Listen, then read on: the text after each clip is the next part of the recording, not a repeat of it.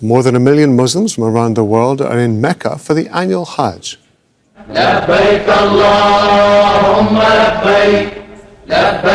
Pilgrims have begun walking to Mount Arafat for prayer and reflection on what's considered the most important day of Hajj. Arafat is where Muslims believe the Prophet Muhammad gave his last sermon. Temperatures on Thursday are expected to soar past 40 degrees Celsius. Saudi authorities have advised pilgrims to remain indoors from 10 a.m. to 4 p.m. Let's take a closer look at the rituals involved in the Hajj. Pilgrims circle the Kaaba, a black cube-shaped structure at the heart of the great mosque in Mecca, 7 times. This is called Tawaf, and it symbolizes unity in the worship of one God.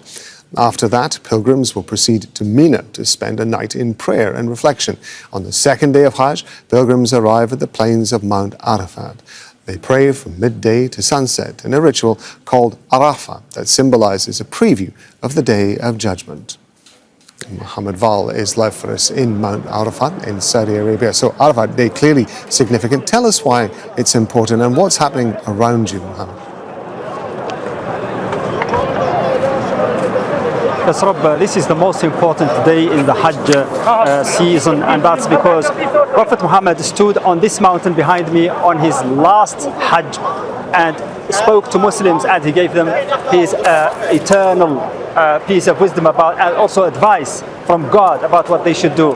He said, your blood and your property are as sacred as this mountain on which you are standing today. He also ordered Muslims to be kind to women, to be kind to each other, to be brotherly in their dealings between themselves. So he gave them a kind of roadmap, a moral roadmap for the rest of history, and that's what the Muslims are trying to emulate. That's what they are trying to remember when they come here and stand in the same way on this mountain. As you said, it's from sunrise to sunset that they have to supplicate God, they have to ask for forgiveness, for spiritual cleansing, and they have, more importantly, to believe that when they do this, God is hearing their prayers and listening to them and answering those prayers. If you look behind me, you can see that the number of people coming is picking up now.